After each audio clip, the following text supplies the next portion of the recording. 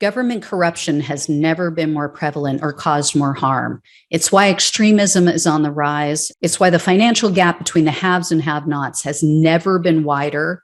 And it's why our planet is at risk of an extinction level tragedy. That's why I need your help to keep exposing the truth about the rot on both sides of the aisle. Become a supporter or a friend of the show today by clicking on the coffee link in the description box below. Friends of the show join me on a Zoom hangout once a month, and you guys can ask me any questions you want, and I can get to know you better. But the most important reason to help is to keep the show alive. Together, we can and will save our country and our planet. Thanks in advance and enjoy the show. Yeah. I heard you say he wasn't initially a Trump supporter, right? No. And what were his issues? Why didn't he like Trump initially? I think it was more of appearing a certain way.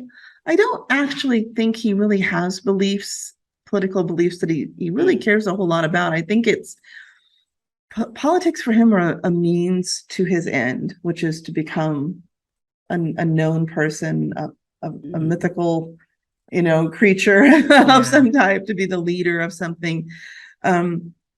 So I think it was more of supporting Trump. How do you fit those pieces together when you started out as a almost leftist leaning libertarian group? Not maybe just slightly leftist leaning anyway, but he was very anti-McCain. He was extremely critical of Bush.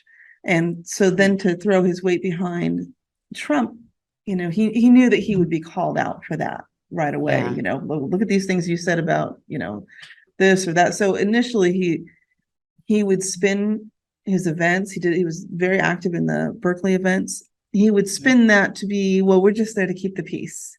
We're there to make sure violence doesn't erupt. We want to make sure everyone's free speech is respected. And right now, the people who are being threatened, the free speech is being threatened the most, are the Trump supporters. But it's not that we're supporting Trump, and that's what he would say.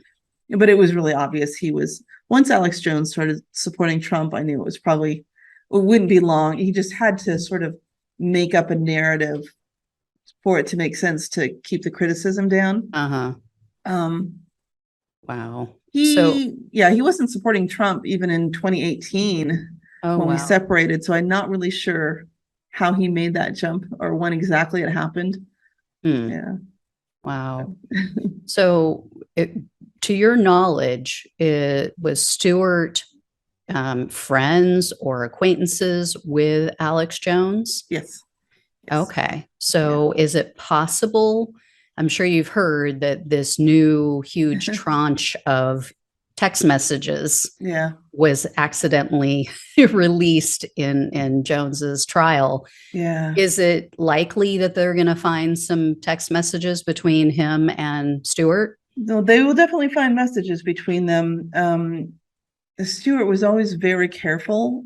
I'm not sure how incriminating some of it might be, though. The things that you say or do before January 6th might seem not something that could get you in trouble. And then after J6, it looks very different. So he might have thought that he was being careful, but he's somebody who would not even say things in the house that he thought could get him in trouble. He felt like he was always being watched. He was always being monitored. If he wanted to say something that he thought was important and he had guys at the house, they would go outside. They would go out into the woods under the cover of trees. So satellite couldn't read their lips. And then they would talk, and who knows what they would talk about, and then come back. And he would get very angry if people talked in front of computers, cell phones, so he was very, very aware of that type of thing. So I don't think he would say anything too incriminating, though there may be pieces that didn't fit together and look, until after J6. And so then you look at it and go, oh, there's something else going on here. Wow. So that's interesting. So very paranoid. Yeah. Probably rightfully so. He probably was being surveilled to some extent. Yes. Yeah, for sure. We definitely had, even as far back as 2009, If I ran the carpet cleaner and the blender at once in different sides of the living room, the whole ceiling would ring with feedback. Oh my gosh. Wow. Oh, wow. That's interesting. Kind of an odd way to live, but yeah. Wow. It became a joke in the house. Yeah. Like, oh my gosh, the government knows I didn't do the dishes today. I Oh only my God. 6 kids. I only ran the dishwasher once. Now what? It's really embarrassing. Oh my God. Wow. So has the January 6th committee reached out to you? Yes. They have. Have you met with them? We did a Zoom meeting back in October. Okay. For several hours. And I've stayed in contact with them. Like if I think of something, Okay. I have a few lines of communication. Sometimes I think of something, I text the FBI. Sometimes I think of something, Yeah. I email the J6 committee. Yeah. Oh, that's good. That's good. What was their line of inquiry with you? Like the overall theme of what they were trying to get at? They knew I had been, gone since 2018. So a lot of it was more the history, basically here's the beginnings, here's the history, and here's Stewart's mindset, and here's where he's coming from. And then we kind of went over his psychological take on things, and why I thought some behaviors were odd, and some of the things like acting so strange about Civil War that whole time from November on was just so weird. And I thought maybe throwing his support behind Trump was potentially connected between the time when he started. I think he had some front row tickets. Him and all the Oath Keepers sat front row at a Trump event, and they saluted him, and that was the first time he I saw that, where he's really supporting Trump and he's being invited into that inner circle. And so I suggested maybe everybody, the feds, J6, I told them all, like, maybe that's a good place to look. Whatever friends were made just prior to that, whatever new connections he made at that time might be interesting. And there might be connections from there to a little higher up.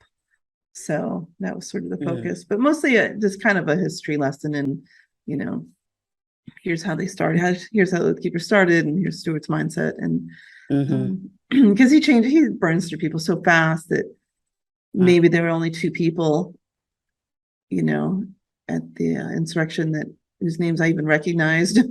Oh, really? Wow. Yeah. So it sounds like it's almost his connection to Trump, or his interest in Trump, is more just about his own ego.